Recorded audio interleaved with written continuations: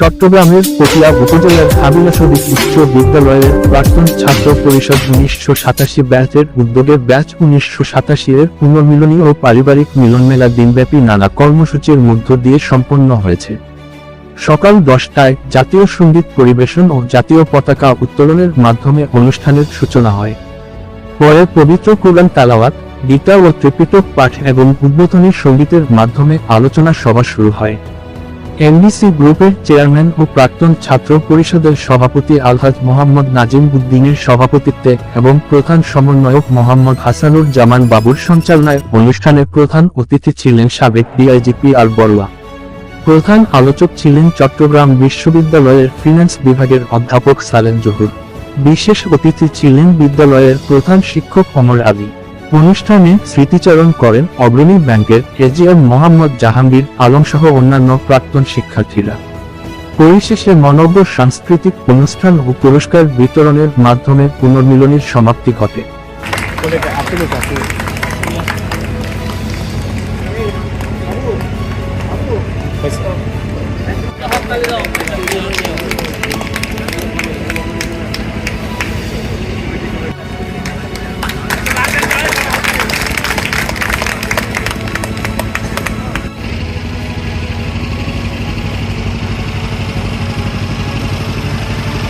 Primary স্কুলের শিক্ষক মন্ডলী, প্রিন্ট ও ইলেকট্রনিক মিডিয়ার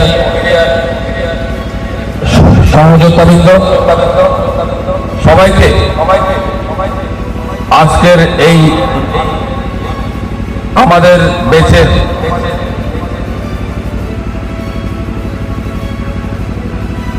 পক্ষ থেকে আমি জানাই অন্তরের অন্তঃস্থল থেকে আদাব, সালাম, নমস্কার এবং প্রীতিময় শুভেচ্ছা।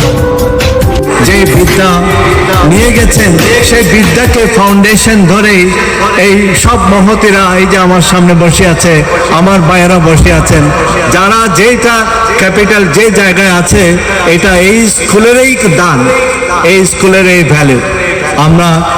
আমাকে এই জন্য আমি আপনাদেরকে ধন্যবাদ জানাচ্ছি। ভাই, আপনারা আমার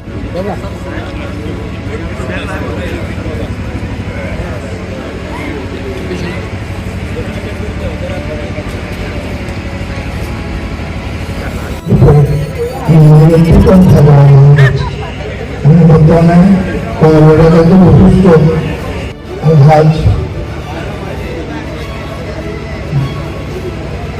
তার সাথে কিভাবে কথা বলবে, কে কিভাবে চলবে, স্কুল থেকে আমাদের শেখা।